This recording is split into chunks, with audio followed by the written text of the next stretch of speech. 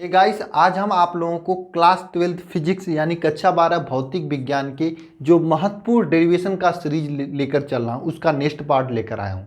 Guys, हम आप सभी को 32 इंपॉर्टेंट डेरिवेशन जिसे आप सभी लोगों को तैयार कर लेना चाहिए, जो आपके बोर्ड एग्जाम को लेकर इंपॉर्टेंट है, आप सभी को मैं दे चुका हूँ और उन्हीं डेरिवेशन का मैं सोल्यूशन करा रहा हूँ। गाइस, आज हम सोल्यूशन का नेक्स्ट पार्ट लेकर आया हूं, जहां पर आज हम आपको बहुत ही महत्वपूर्ण डेरिवेशन आपके साथ डिस्कस करूंगा और सोल्यूशन के साथ में देखूंगा।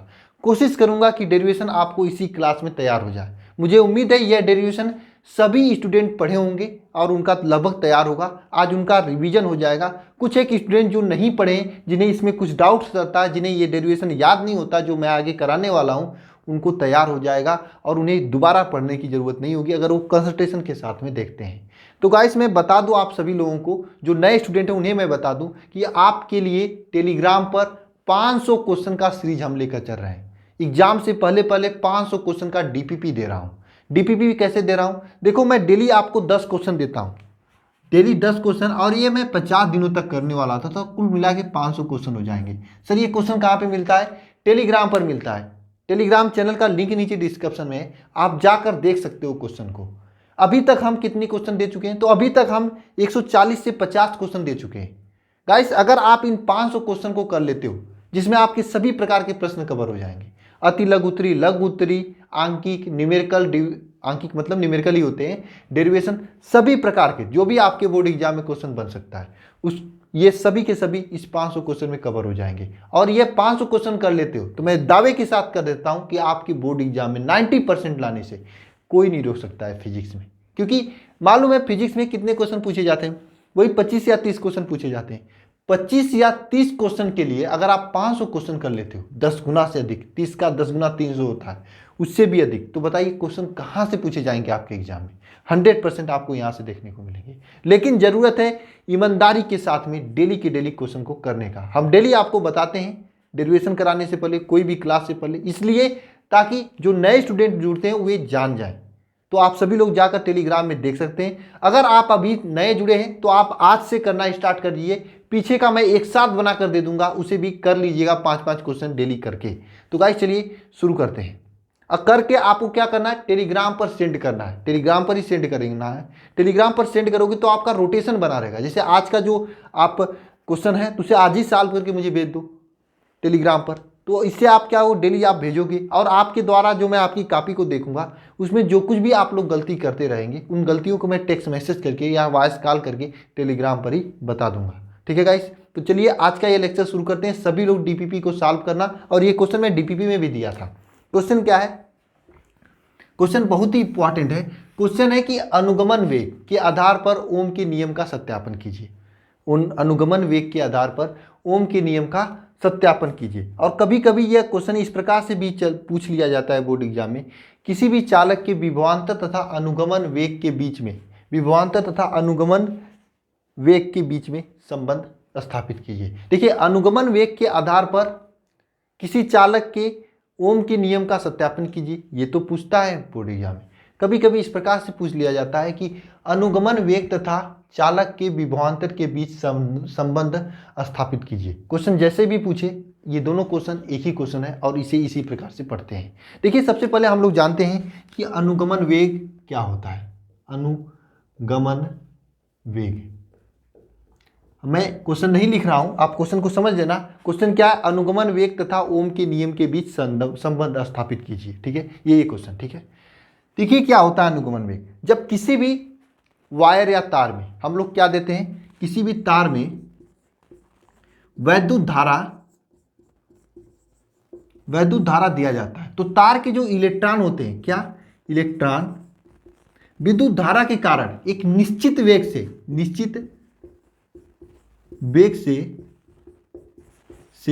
गति करने लगते हैं। क्या करने लगते हैं? गति करने लगते हैं। देखिए, जब हम किसी तार में विद्युत धारा देते हैं तो तार के जो इलेक्ट्रॉन होते हैं वह निश्चित वेग से गति करने लगते हैं तार में। ठीक है, तो उस तार में जब धारा देते हैं, तार के इलेक्ट्रॉन जो निश्चित वेग से गति करते हैं, तो जिस वेग से गति करते हैं, जिस वेग से गति करते हैं उसे क्या कहते हैं? अनुगमन अनुगमन वेग कहते हैं। ठीक है, बात को समझना, जब किसी तार में या वैद्युत धारा प्रवाहित की जाती है तो तार के इलेक्ट्रॉन विद्युत धारा में जो उत्पन्न वैद्युत क्षेत्र होता है, छोड़िए जाने दीजिए वैद्युत क्षेत्र को, तो उत्पन्न जो वैद्युत क्षेत्र होता है उसके प्रभाव में आकर एक निश्चित वेग से गति करने लगते हैं, उसी वेग को कहते हैं अनुगमन वेग। इसे Vd से प्रदर्शित करते हैं। तो अनुगमन वेग तथा धारा के बीच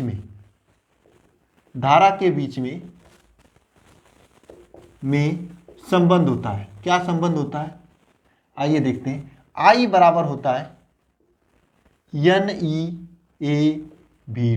ये संबंध होता है अनुगमन वेग तथा धारा के बीच में संबंध। एक बार और अनुगमन वेग को समझते हैं। जब किसी तार में वैद्युत धारा प्रवाहित करते हैं तो इलेक्ट्रॉन एक निश्चित वेग से गति करने लगते हैं। किसके, तार की। देखिए इलेक्ट्रॉन गति करते हैं तभी तो धारा बहेगी, तो इलेक्ट्रॉन एक निश्चित वेग से गति करने लगते हैं।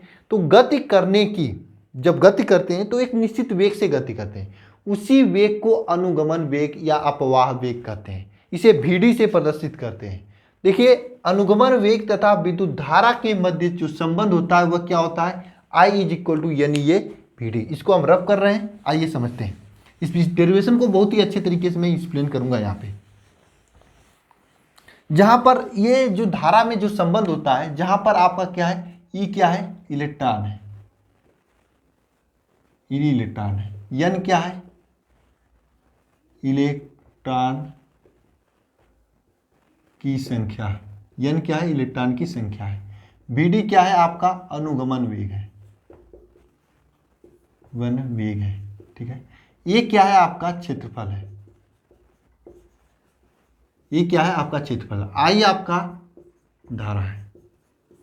ठीक है, अनुगमन वेग और वैद्युत धारा के बीच में संबंध क्या होता है, I = NeAVd। सभी लोग एक बार कमेंट बॉक्स में यह फार्मूला लिखें कि NeAVd अनुगमन वेग और विद्युत धारा के बीच संबंध होता है। इस पे काफ़ी न्यूमेरिकल्स भी बनते हैं, इसे लिखें। तो हम आगे चलते हैं। अब आपको क्या करना है, अब आप लोग जानते हो किसी भी तार के प्रत्येक बिंदु पर वैद्युत क्षेत्र की तीव्रता, तार के प्रत्येक बिंदु पर वैद्युत क्षेत्र की तीव्रता क्या होता है, E क्या होता है, V/L। ये आपका वैद्युत क्षेत्र की तीव्रता हो जाएगी। तार के किसी भी बिंदु पर वैद्युत क्षेत्र की तीव्रता क्या हो जाएगी, E = V/L। जहां पर V क्या है, आपका विभवांतर है, L क्या है, तार की लंबाई, V आपके विभवांतर है, L आपका तार की लंबाई है। आगे देखते हैं क्या होता है। V आपका विभवांतर है और L आपके तार की लंबाई है। किसी भी तार में वैद्युत क्षेत्र के मुक्त इलेक्ट्रॉन द्वारा आरोपित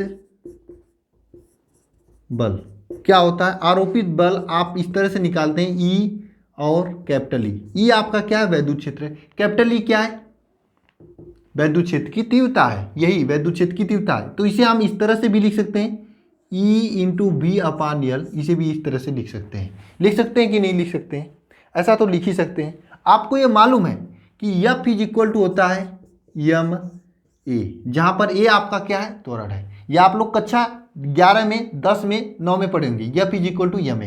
तो यहाँ पर F का मान क्या हो जाएगा, यहाँ पर आपका A का मान क्या हो जाएगा, A का मान क्या हो जाएगा, अगर यहाँ से देखें तो क्या हो जाएगा, A हो जाएगा F/m। ठीक है, ये क्या हो जाएगा, A F/m। तो यहाँ पर हम क्या करते हैं, इस F/m में जो A का मान ज्ञात करने के लिए यहाँ से इस F का मान जो कि EV/L है यहाँ पर रखते हैं, क्या हो जाएगा, EV/L/m। इसे आगे लिखते हैं तो इस तरह से लिखेंगे EV/LM। ये आपका किसके बराबर हो जाएगा, A के बराबर हो जाएगा। ये आपका A के बराबर हो जाएगा, त्वरण के बराबर हो जाएगा। देखिए इसके बाद बुक में देखें तो श्रांति काल के एक कंसेप्ट के थ्रू बहुत लंबे में डेरिवेशन किया है, लेकिन आपको मैं बता रहा हूं 60 में वहां पर लिख देना है। क्योंकि एग्जामिनर को आंसर से मतलब एग्जामिनर आपको नंबर दे देगा। लिख देना वहाँ पर कि हम जानते हैं कि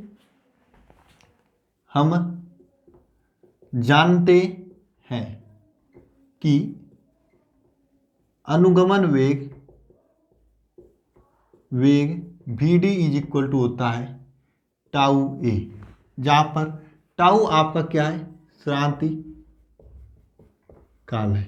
ये आप जानते हो, इस सीधे सीधे लिख देना, एग्जामिनर को बता देना कि हम जानते हैं कि अनुगमन वेग vd is equal to tau A होता है। ठीक है, इस एग्जामिनर से सीधे कर देना कि हम जानते हैं कि अनुगमन वेग vd is equal to tau ए।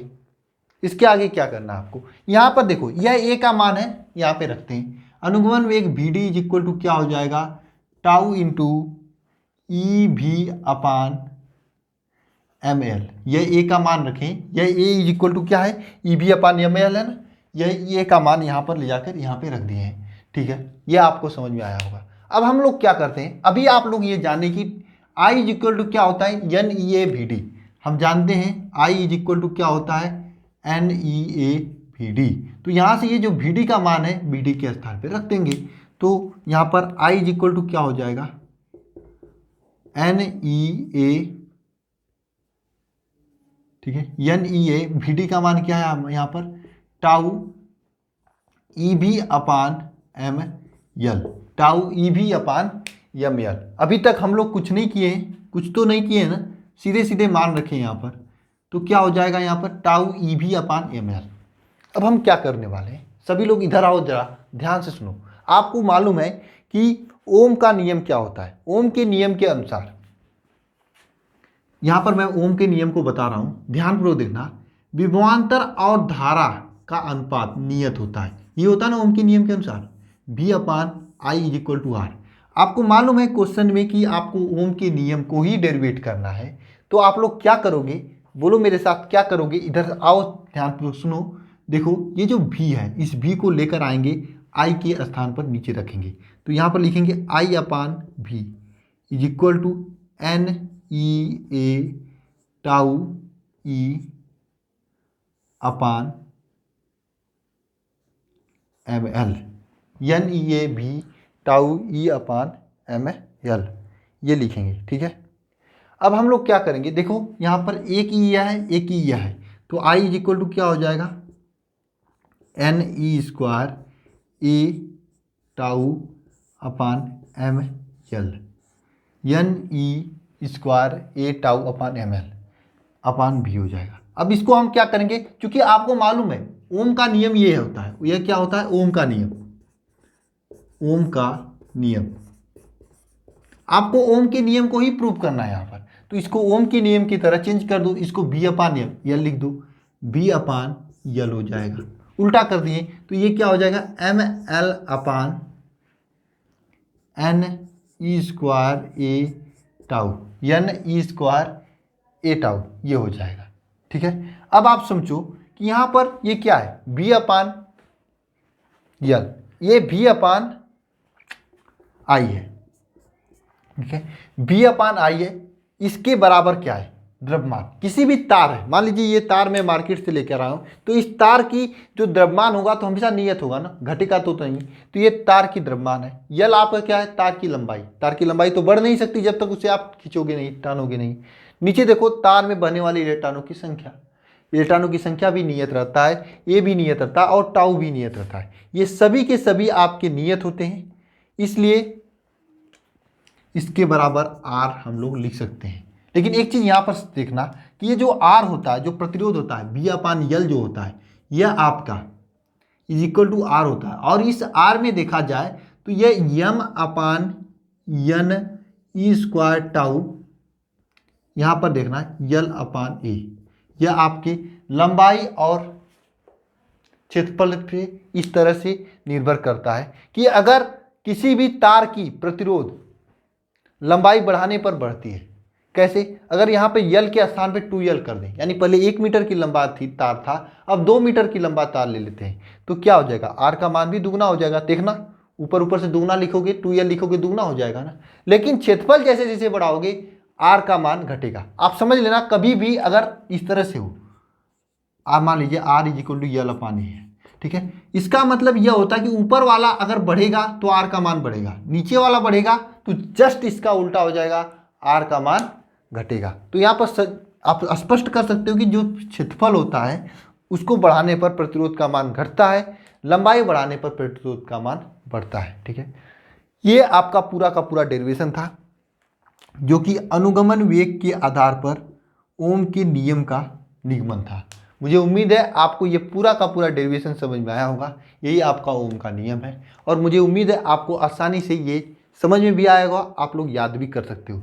एक बार हम लोग 7 टाइम रिवीजन करेंगे, पूरा यहाँ पर लिखा हुआ है, इसको देखते हुए देखिए अनुगमन वेग और धारा के मध्य संबंध क्या होता है। जरा मेरे साथ सभी लोग बोलो, I is equal to N A V D. आप सभी को ये मालूम होगा, याद भी होगा।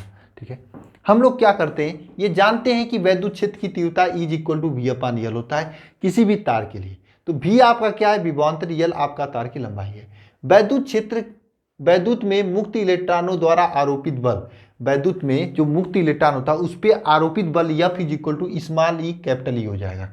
स्मॉल ई और कैपिटल ई हो जाएगा। Small E capital E, capital E का मान मतलब वैद्युत क्षेत्र की तीव्रता। अभी आप लोग जान लें कि वैद्युत क्षेत्र की तीव्रता V upon L is equal to क्या होता है, सॉरी वैद्युत क्षेत्र की तीव्रता E is equal to V upon L होता है। तो यहाँ पर इस E के स्थान पर V अपान यल रख देंगे। हम लोग जानते हैं कि F इज इक्वल टू क्या होता है, यम ए होता है। आपको यहाँ से ए का मान निकालना है, एफ का मान निकाले तो F इज इक्वल टू क्या हो जाएगा, sorry A is equal to क्या हो जाएगा, F अपान यम। क्या हो जाएगा, F अपान यम। यहाँ पर देखना जरा, यह F का मान यहाँ से E अपान ई भी अपान यल यहाँ पे रखेंगे तो यहाँ पर ए का मान फाइनली निकल के आ जाएगा ई भी अपान यम यल। आगे हम जानते हैं कि V D is equal to क्या होता है, टाउ ए, जहाँ पर टाउ आपका शांति काल है। क्या है, शांति काल है। आगे V D is equal to tau, यहाँ से देखना ए का मान रख देंगे ई भी अपान यम यल हो जाएगा। अब हम लोग क्या करते हैं, इस वी डी का मान इस समीकरण में रखते हैं, यहाँ पर इस वी डी का मान इस समीकरण में यहाँ पे रखेंगे। और आपको मालूम है कि आपको प्रतिरोध सिद्ध करना है, तो आपको पता होता है कि V upon R is equal to V upon I is equal to R होता है। तो यहाँ पर V अपान आई आप लोग आसानी से लिखोगे, यहाँ पर ये V है, इसको नीचे लेते जाओगे तो I अपान V हो जाएगा। इस I अपान V को उल्टा कर दोगे, V अपान आई हो जाएगा, तो V upon I is equal to R, जो कि कांस्टेंट होता है। ये है आपका ओम का नियम और इस तरह से ये डेरिवेशन आज का कंप्लीट होता है। स्वाहा। मुझे उम्मीद है आप सभी को समझ में आया होगा। कुछ थोड़ी मोड़ी दिक्कत है तो आप लोग कमेंट बॉक्स में लिख सकते हो, और जितना आप लोग कमेंट बॉक्स में सूत्र, फार्मूला ये सभी लिखोगे उतना आपके न्यूमेरिकल्स बनेंगे। देखिए आपको मैं इस फार्मूला तो बता ही दिया हूँ, इस पर आधारित 1-2 न्यूमेरिकल आपके बुक में दिए हैं और मैं डीपीपी में भी दिया था इसी फार्मूले पर आधारित। तो जरा आप सभी लोग उस न्यूमेरिकल को कर लेना, बहुत ही हेल्प मिलेगा। तो मिलते हैं नेक्स्ट वीडियो में। धन्यवाद आप सभी को।